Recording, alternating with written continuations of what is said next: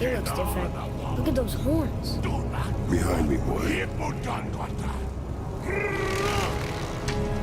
That can't be good. Hey, how's it going guys, Kaptain Kuba here, and today I got a short video but nonetheless important for understanding the events of the next game, and it's about Alfheim. This is one of the most important realms to keep our eyes on. After finishing the game, you can return to Alfheim and pick up a note left by the Light Elves that lets us know their hopeful return for their Lord Freyr. That's right, most likely the leader of the Vanir is partnering up with the Light Elves in the next game, to once again continue their fight against their mortal enemies, the Dark Elves. Now, other than telling us that both the Dark Elves and the Light Elves are actually the same race, the game doesn't really tell us much about them. But I'm happy to contribute some God of War lore for you today, and tell you that I have an idea on how the Dark Elves are using the Light of Alfheim to help them fight in this eternal war. But most important of all, I got proof, baby!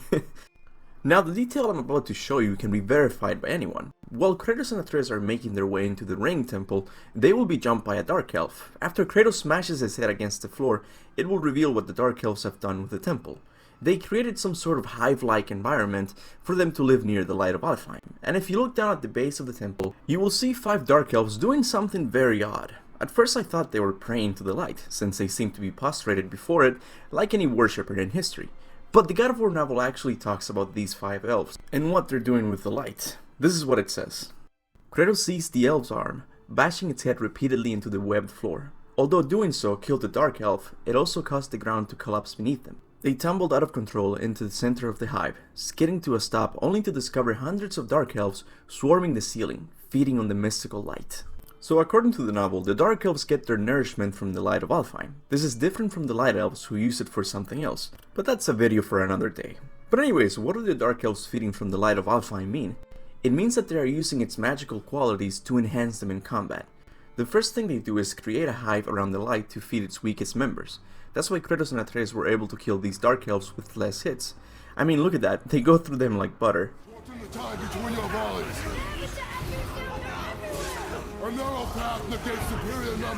The next thing they do is make sure to block off all the entrances to the light, to avoid getting any trespassers from stealing their precious source of power.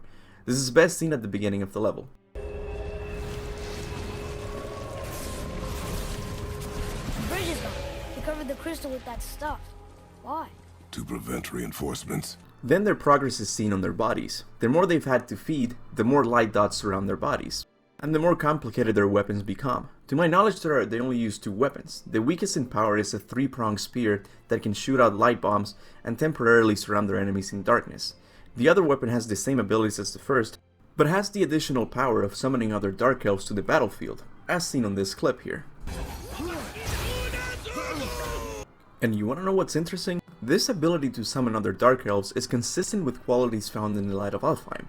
Although the game doesn't go too much into it, the Light of Alfheim is used to travel between realms.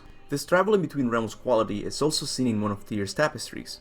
Here we see a depiction of the final collaboration between all the realms, the construction of Tyr's temple. On the right side we see some Light Elves carrying something on their hands. It seems to be a door with multiple directional arrows, signifying realm travel in my opinion.